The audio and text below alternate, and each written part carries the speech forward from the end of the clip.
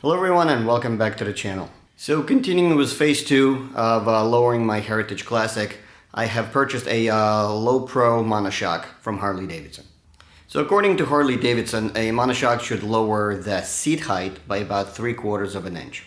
The install on the softail frame should be pretty straightforward, so without wasting too much time, let's get to it. Alright guys, so here's the new monoshock. It looks identical to what the stock shock is, but apparently it should be about 3/4 of an inch shorter or so. So let's go ahead and take off the stock shock and I'll do the measurements.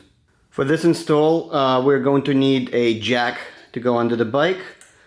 It's going to have to be lifted just slightly, or I should say supported, in order to easily remove the monoshock. Alright, let's remove the rear seat.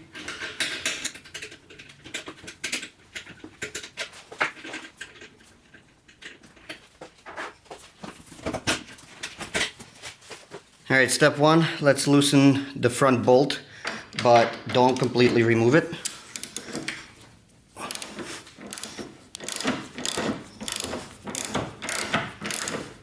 Then we're going to remove the reservoir. It's only held by this one bolt. And then 3 bolts to remove this ring.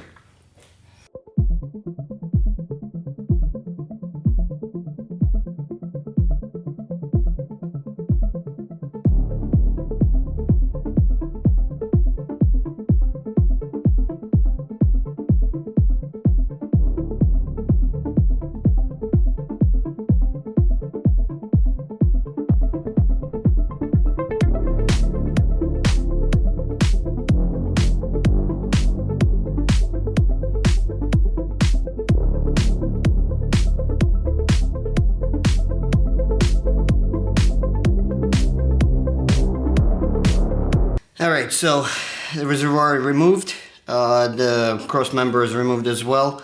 I decided not to take out the clamp that's holding the wires together. I just kind of moved it to the side, but covered with a towel. Alright, so now, if you look closely over here, there is a bolt. It's a tightening bolt, so it holds the rear shock bolt in place so it doesn't get loose. So what we have to do is we have to use a hacks to get in there to loosen it up before we start removing the rear bolt.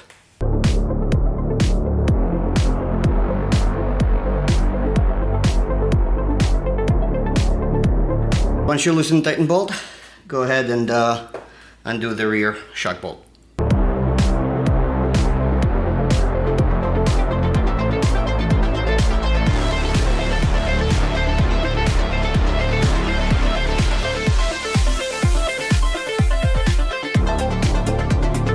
At this point, you can raise and lower your bike as needed to give you the wiggle room to take out your shock.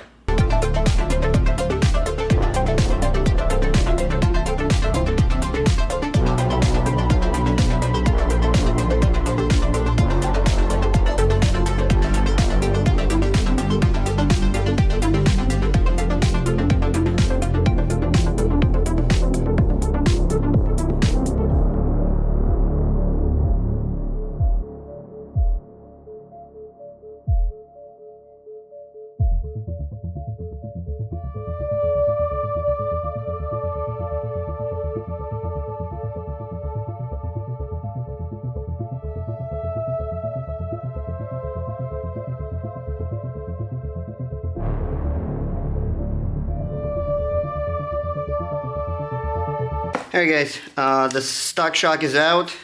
That's the stock one. That's the lowered. Let's measure and see the difference. So end to end, this one's 14.5 inches.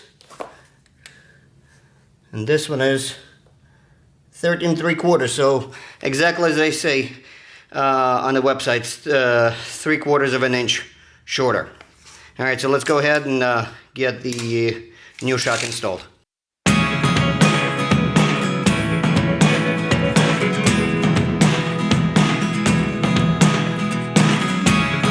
never really know what's going on.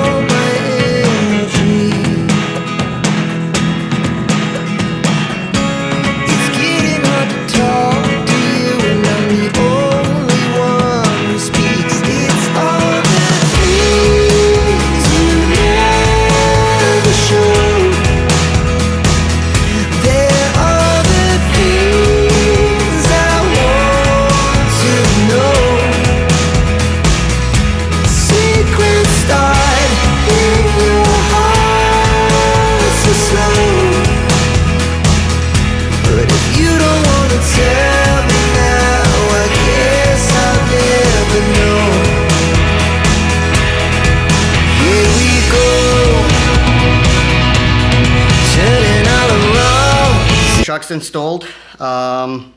Again, don't forget to torque your bolts to the factory specifications. Everything goes back exactly as it was.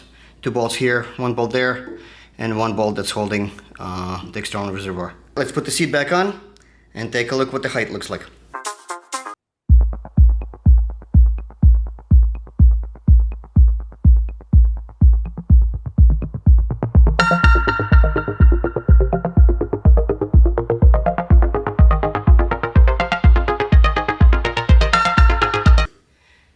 And the conclusion is the bike is lowered at least an inch, actually, I would say, instead of the 3/4 that Harley website was mentioning.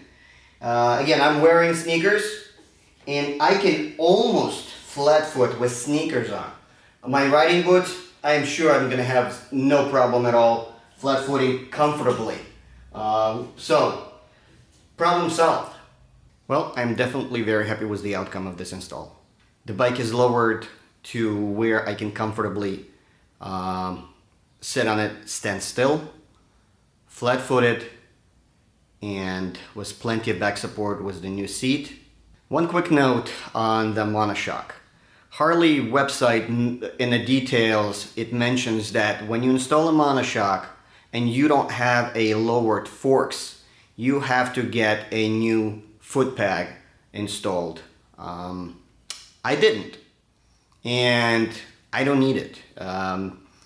I guess the reason why they want you to have a shorter peg is that the bike may seem to be standing up a little bit more straight, but I don't really see any difference. So spending another couple $100 on a new peg, on a shorter peg, I just don't see a reason for it, honestly. So again, your mileage may vary, but as for me, after this install, I really don't see a reason for replacement of a peg. As for the install, as you saw, it was pretty straightforward. It's 2 bolts that holding a monoshock in place, the brace, and a couple of other small bolts to get the shock out of the way, but all in all, super simple install. You do need a floor jack, obviously, to lift up a bike a little bit, and then drop it to get the monoshock out and new one in, and get it aligned with the holes.